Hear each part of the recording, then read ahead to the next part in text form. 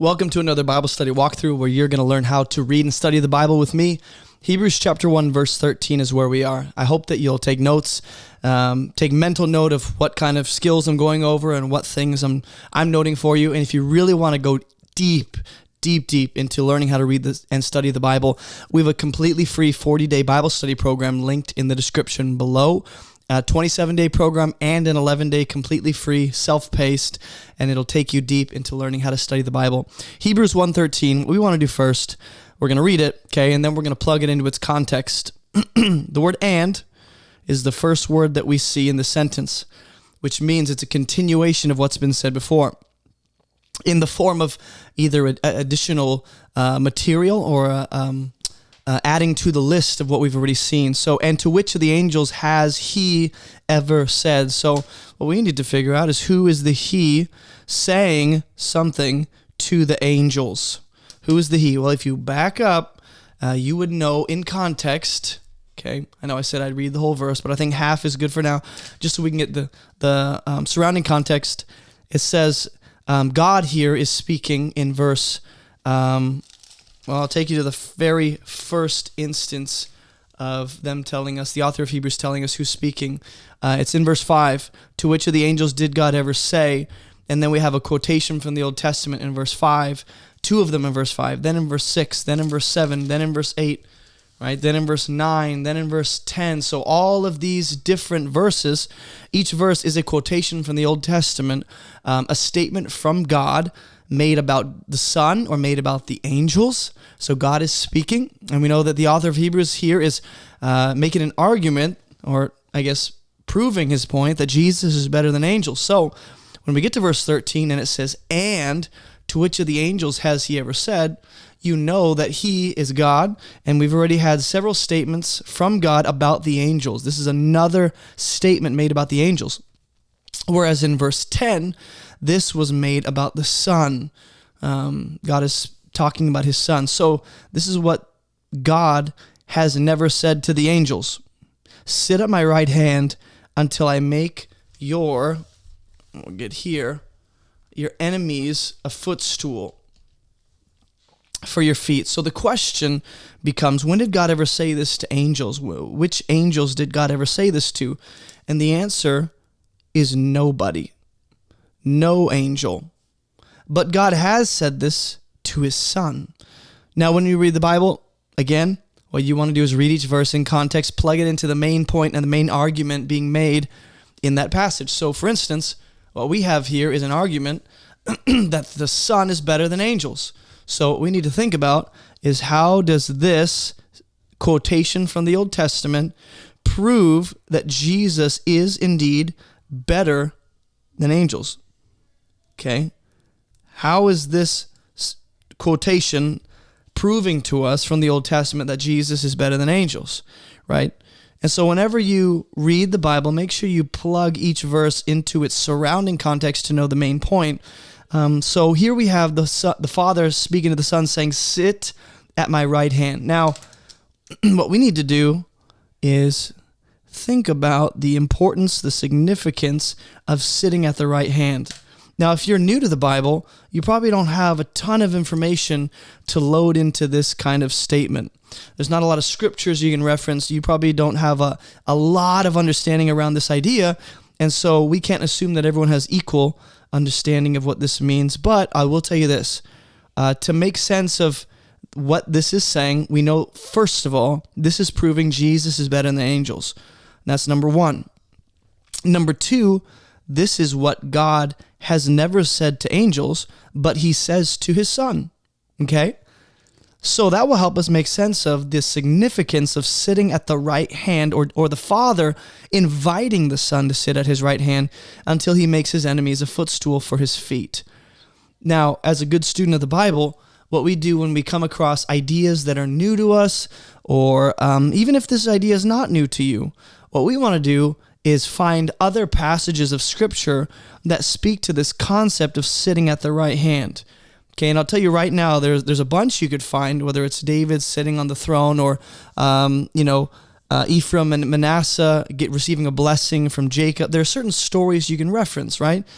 But to sit at the right hand, I'll tell you right now, it notes authority because Jesus is invited to sit at the right hand of God, and it notes power, and it notes completion. Okay, those are three things that I know because I've seen this idea unpacked throughout the rest of Scripture, and I've seen God make sense of this clearly in His Word. I know that Jesus sitting at the right hand of the Father notes His authority, power, but also completion as the high priest. Okay, so this is the Father making the enemies of the Son His footstool, right? So that's why I say it's authority and power, because He's conquering, He's triumphing, He's defeating the enemies, okay? So what we need to ask is, how does Jesus, or the Father, defeating the enemies of the Son and inviting the Son to sit at His right hand, how does that prove to us that Jesus is better than angels? Well, it's the very fact that God doesn't say this to any angels, and no other angel gets this unique status and opportunity. So, verse 14, it says, "Are they not all ministering spirits sent out to serve for the sake of those who are to inherit salvation?" Immediately what I notice are the angels doing two different things. They're ministering. That's also the kind of spirit that they are. So that's a characteristic, right? That's a kind of adjective. What kind of spirit are they? Well, they're a ministering spirit. But it also notes what they do. They also are sent out to serve for the sake of those who are to inherit salvation. So the author here is ending his reasoning and all the evidence he's put forth for Jesus being better than angels. He's going to kind of close this chapter up. I think this is an appropriate chapter separation. The author is going to close or bring his argument to a close that Jesus is better than angels. So what we need to ask is, why does the author point out, number one, that they're ministering spirits, and number two, that they serve? And you might go, why are you pointing those two things out? Because those are two actions attributed to the angels. Whereas in the previous verse, we saw the action attributed to the Son is that He's sitting. He's conquering, right? The Father's giving His enemies to His feet as a footstool, right? And we've seen, if you've been following along in this Bible study walkthrough, that at quite a few different times, the author is contrasting and comparing Jesus with the angels, right? So we've seen in different ways how Jesus is better than angels, and here we have another comparison being drawn, or another contrast. Jesus, He conquers. He sits at the right hand of the Father. He's the one actually ruling and reigning with dominion and power. Verse 14, the angels, they are spirits that minister and serve, right? So maybe something to ask, since I know there's a clear contrast being drawn between Jesus and the angels, I should probably ask what the contrast is between the activities of the angels and the activities of Jesus. Let me know in the comments what you think the clear differences are and why these specific activities are being emphasized. Are they not all ministering spirits sent out to serve for the sake of those who are to inherit salvation? Now, this ends with a question mark, but this is more of framing up a question, almost in the form of a statement. The answer is obviously yes. Yes, they are. Yes, they are ministering spirits sent out to serve, but notice who they're serving for. When you read the Bible, you need to study, I guess, slow enough and meditate long enough to really make sense of what's happening in each verse. So what I want to note is that the angels are ministering and serving, but it's for the sake of a certain people, those who are to inherit salvation. Okay? Now, if you think about it, when you read the Bible, and there's a clear line of thought, right? So far in the last 9 verses, the author's main thought is Jesus is better than angels. Let me show you by what the Father says about the Son versus what the Father says about angels. So that seems to be the main line of thought in the last 9 verses, but in verse 14, we seem to transition to a new idea, or at least the author is starting to ease us into this new idea, which is those who are to inherit salvation. Think of it like this. The author could have stopped right here. He could have stopped where it says serve. I don't know if you can see that. He could have just said, aren't they all ministering spirits sent out to serve? And then that's it. But for some reason, the author wants to note who the angels are serving and what kind of people they are. The people being ministered to and served by angels of God are those who inherit salvation. So this seems to be an entirely new idea right here that seems to be completely unrelated to the argument that Jesus is better than angels, which is, I'm going to put children inheriting salvation. Okay? This seems to be a new topic being brought up. And when you read the Bible, notice that. Don't just go, just a random idea. Go, why is this new idea being introduced? What does it have to do with the previous ideas I've seen, that they're ministering spirits, that Jesus has conquered his enemies, and the Father's inviting him to sit at his right hand, and that Jesus is better than angels? How does those inheriting salvation relate to the previous ideas? This is what I want to think through.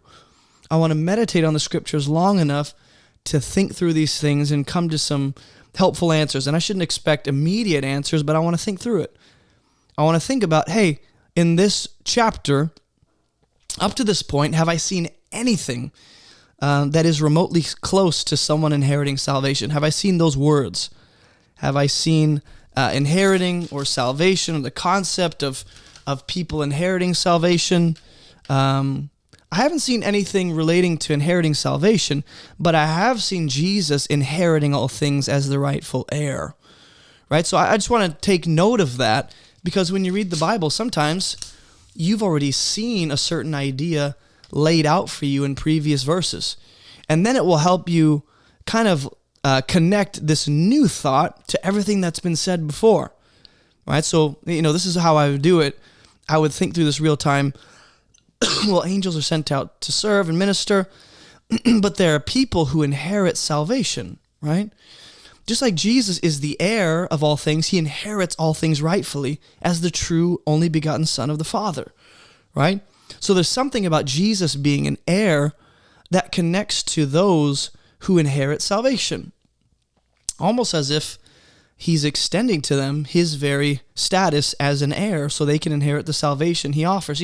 That's what I would think about. Or I would think about, hey, how does this emphasize that Jesus is better than angels? Well, we know that the angels here are ministering and serving. They're not the ones inheriting salvation, right? So what we have here is not just a comparison between the angelic spirits and Jesus, but there's a comparison being drawn between ministering spirits and those who are going to be in Christ, who is the ultimate supreme one, right?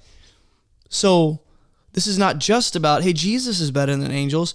There's also, as you're going to see throughout the book of Hebrews, going to be a comparison drawn between image bearers of God who are born again through Christ, through faith, versus the angels.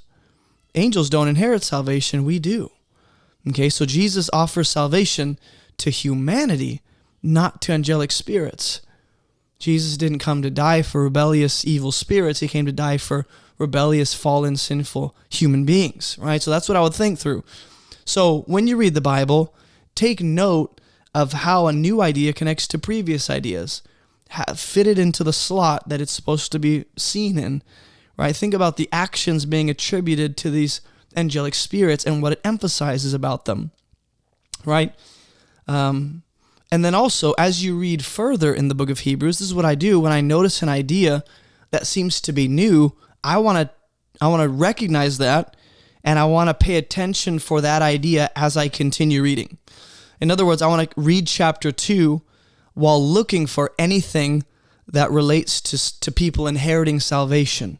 Now that this is a new idea being introduced, it seems, I want to pay attention to it, right? And so those are some hopefully helpful tips and things that I do when I read the Bible to make sense of what's going on. And so that's today's Bible study walkthrough. I'll see you guys in the next Bible study walkthrough. But don't forget, we have a completely free 40-day Bible study program you can take, linked in the description below. I know it'll help you. And so I'll see you guys later. Bye.